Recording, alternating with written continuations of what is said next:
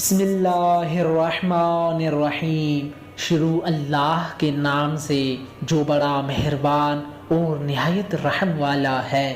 میرے معزز اور محترم سامعین، السلام علیکم ورحمۃ اللہ وبرکاتہ۔ اپنے گھر کے دروازے کے بیرونی حصے میں لفظ بسم اللہ لکھنے کا کیا فائدہ ہے، اور کیا تاریخ میں ایسا واقعہ ملتا ہے کہ جس شخص نے اپنے گھر کے دروازے پر لفظ بسم اللہ لکھا ہو اور اسے کوئی فائدہ حاصل ہوا ہو؟ شیخ کفئی نے مفاتیح الغیب سے نقل کیا ہے کہ جو شخص اپنے گھر کے دروازے کے بیرونی حصے میں لفظ بسم اللہ لکھے تو وہ ہلاکت سے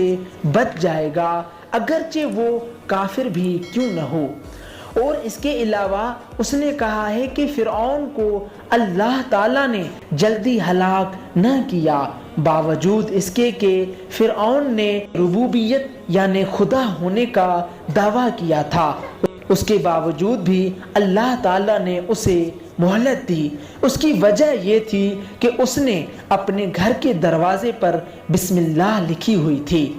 اور اس کے باوجود کہ حضرت موسیٰ علیہ السلام نے فرعون کے جلدی ہلاک ہونے کی درخواست بھی کی تھی، لیکن اللہ تعالیٰ نے فرعون کو جلدی ہلاک نہ کیا، بلکہ حضرت موسیٰ علیہ السلام کو مخاطب ہو کر فرمایا کہ اے موسیٰ، تو اس کے کفر کی طرف دیکھتا ہے اور میں اس چیز کی طرف دیکھتا ہوں جو اس نے اپنے دروازے پر لکھی ہے۔